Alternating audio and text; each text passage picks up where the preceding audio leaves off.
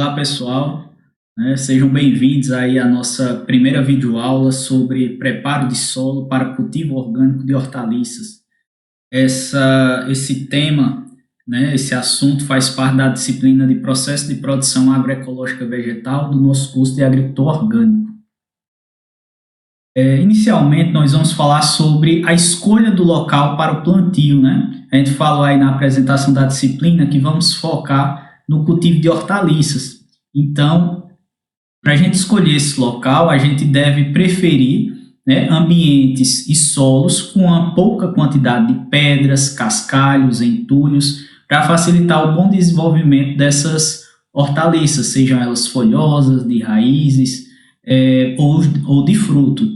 Também devemos ter cuidado com a possibilidade da entrada de animais na área, por exemplo, cachorros, gatos, caprinos, ovinos, bovinos, pois eles podem se alimentar das hortaliças e também podem defecar no local e com isso trazer problemas. Então é necessário cercar a área quando existe a possibilidade da entrada desses animais. De maneira geral, as hortaliças elas preferem e exigem solos que não alaguem no período chuvoso. Então a gente deve preferir solos mais profundos, solos bem drenados e levemente inclinados, de modo que a gente possa, à medida que ocorrer uma chuva, essa água possa ser bem drenada.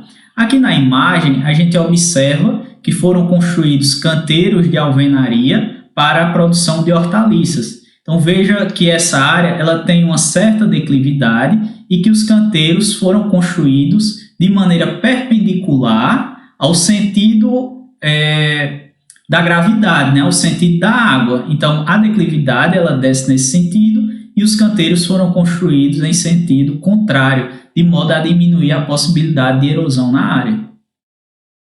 É imprescindível que a área possa ser irrigada, então tenha disponibilidade de água próxima.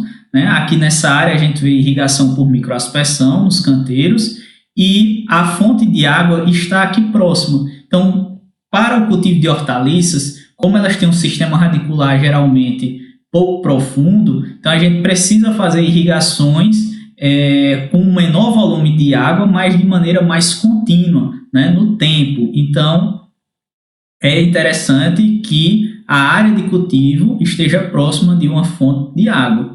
Sempre que possível, o terreno deve ser protegido por quebra-ventos, ou com plantio de espécies arbóreas, para diminuir o efeito do vento. O efeito do vento pode ser desde aumentando a evapotranspiração da cultura, isso faz fazer com que a cultura demande mais água. O efeito do vento pode fazer com que ocorra a queda de flores, por exemplo. O efeito do vento pode trazer pragas, agrotóxicos vindos de áreas vizinhas. Então, a gente precisa ter esse cuidado com a construção de quebra-ventos. E a horta deve estar inserida em um ambiente agrícola diversificado. Essa é uma das premissas que a gente fala na agricultura orgânica.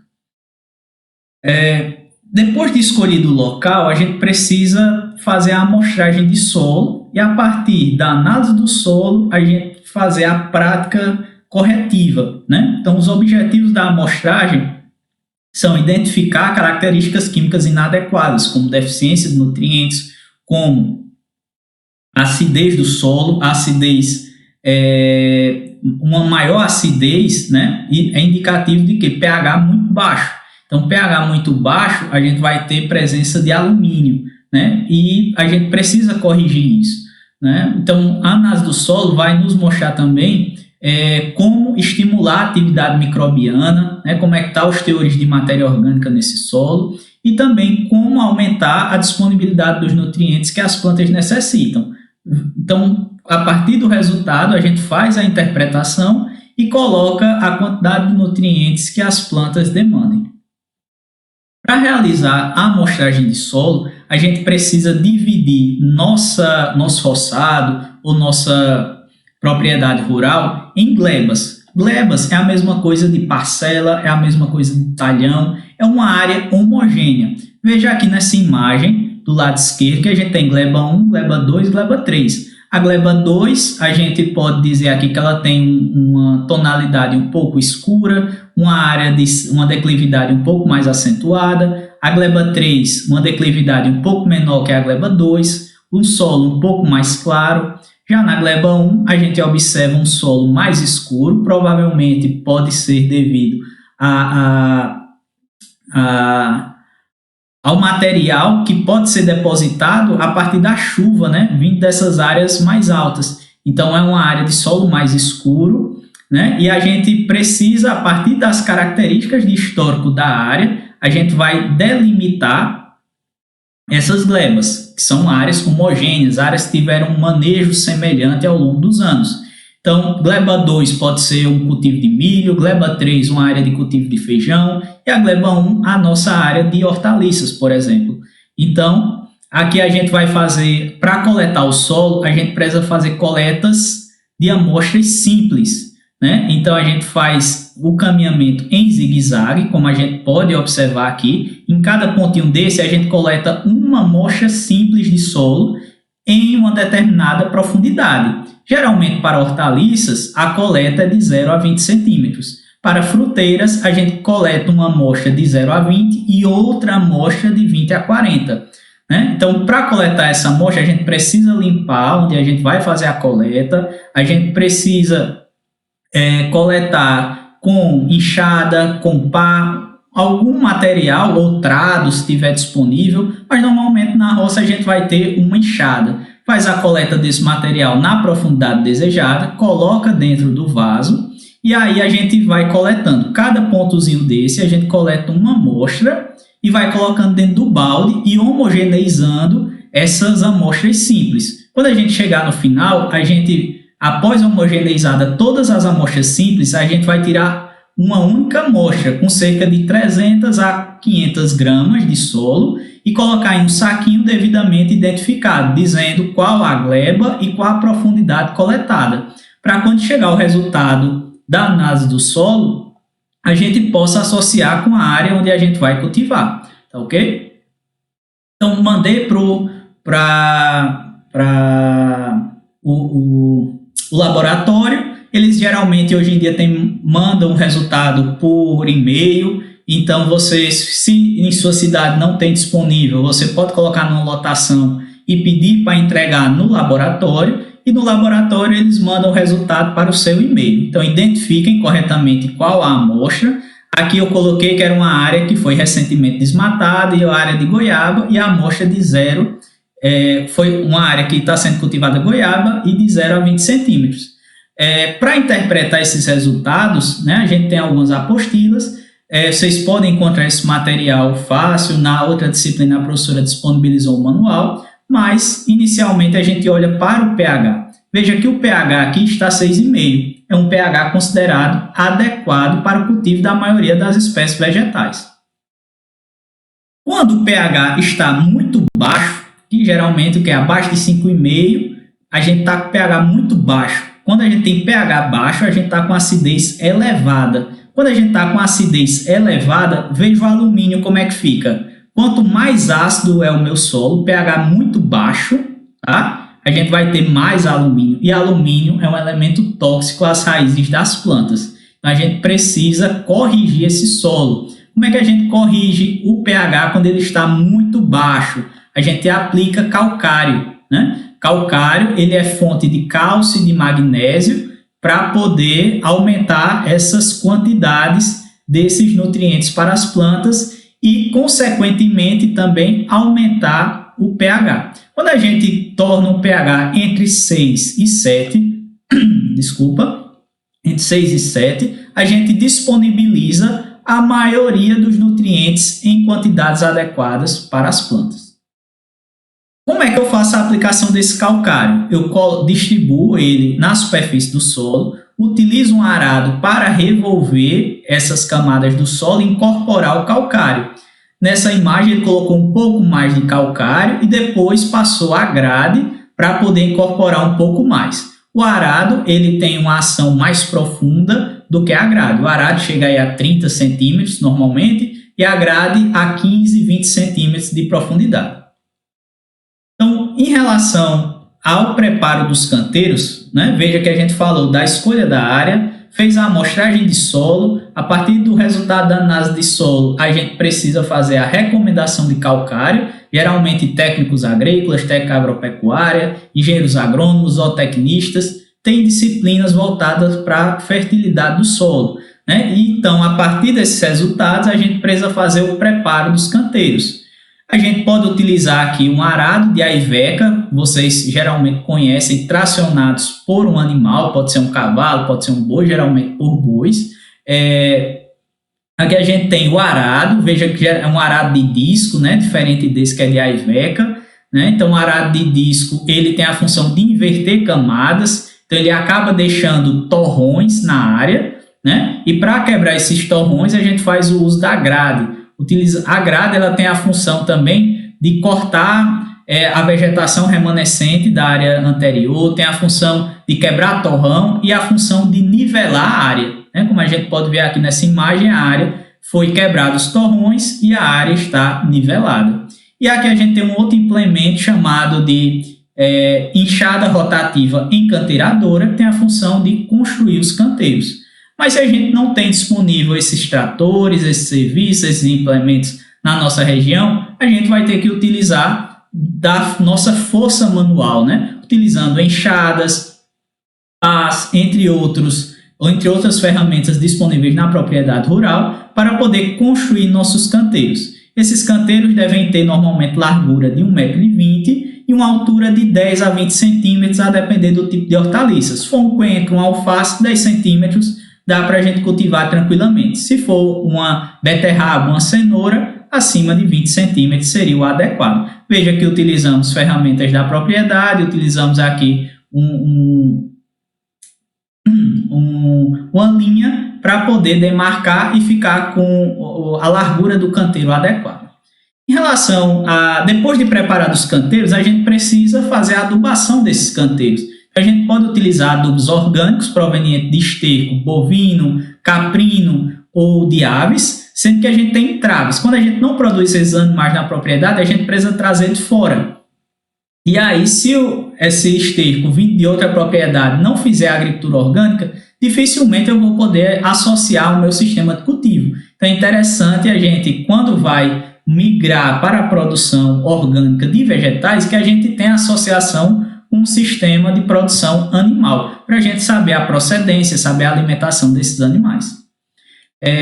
Depois de obtido o esterco, não é interessante que a gente aplique o esterco fresco, porque ele pode queimar as raízes das nossas hortaliças. É interessante que a gente faça o curtimento. O curtimento é a gente fazer uma pilha com esse esterco, colocar água diariamente, revolver esse material, né? À medida que ele vai esquentando, eu posso colocar uma barra de ferro e monitorar diariamente, ver se ele está chegando a uma temperatura em que eu não consiga segurar nessa barra de ferro. Vou precisar revolver, vou precisar colocar água. Não é uma água para escorrer, né, o chorume, vamos dizer assim. É uma água apenas para aumentar esse teor de umidade, para fazer com que ocorra essa fermentação aeróbica e evite, quando a gente levar para o nosso canteiro, queimar as raízes da nossa cultura. Além do curtimento, a gente pode fazer a compostagem. A compostagem vai fazer com que a gente produza um material de melhor qualidade do que simplesmente curtir o esterco. Então, para fazer a compostagem, a gente precisa utilizar estercos de animais, né? Uma camada de esterco, uma camada de palhada seca, um material rico em carbono, outra camada de esterco, outra camada de palhada. Esse material também deve ser molhado, deve ser revolvido diariamente, né? E depois dele estabilizado, ele não vai apresentar nenhum cheiro desagradável, ele vai apresentar uma textura mais uniforme, e aí a gente pode levar para o nosso canteiro e fazer a adubação.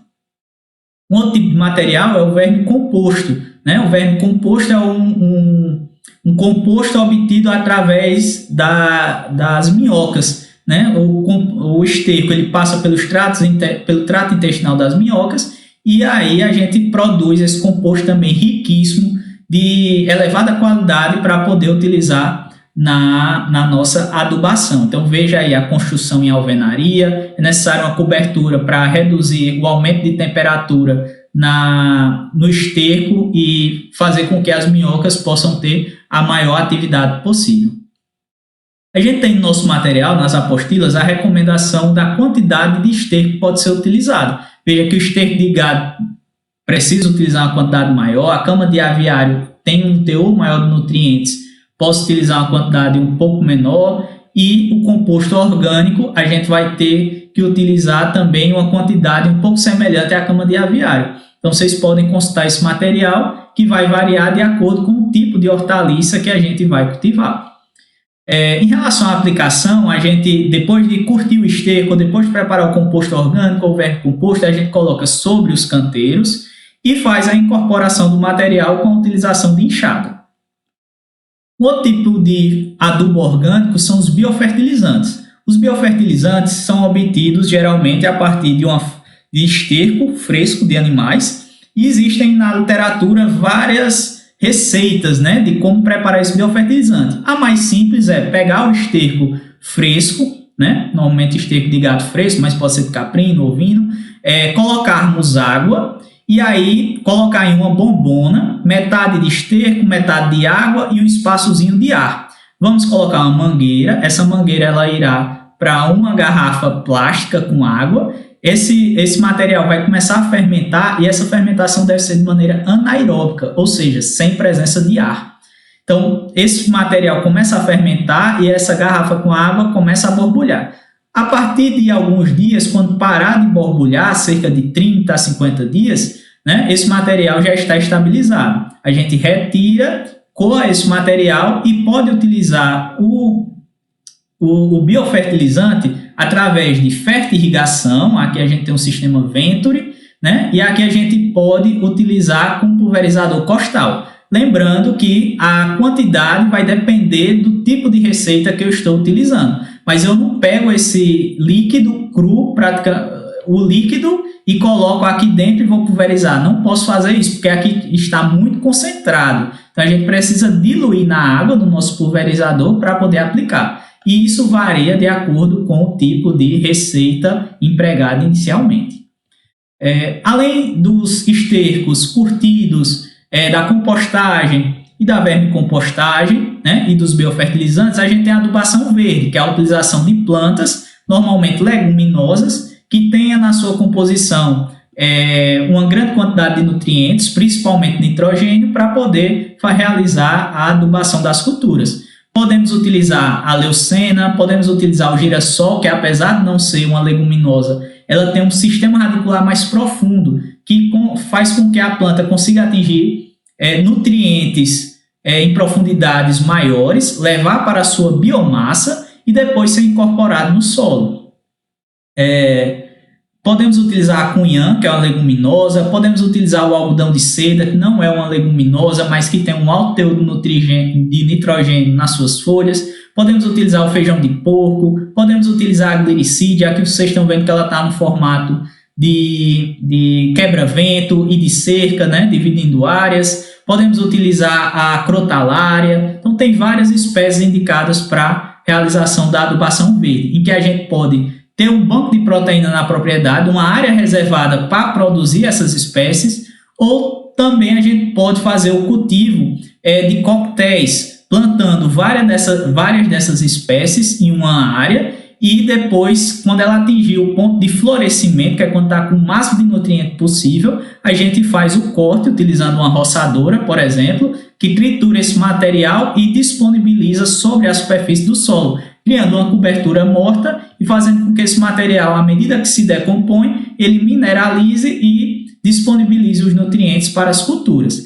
Aqui a gente tem um outro exemplo, a aplicação do material vegetal diretamente sobre o canteiro, incorporação com enxada, semelhante como a gente falou com o esterco, para posterior plantio.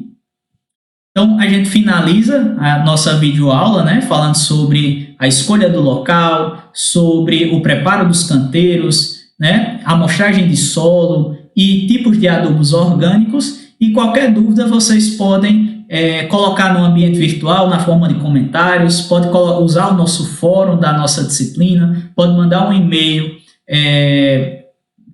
para mim, né, e estudem as apostilas, né? E até a próxima videoaula em que a gente vai estar falando sobre a escolha de variedades, de plantas, calendário de plantio, planejamento da produção, entre outros assuntos. Um abraço para vocês.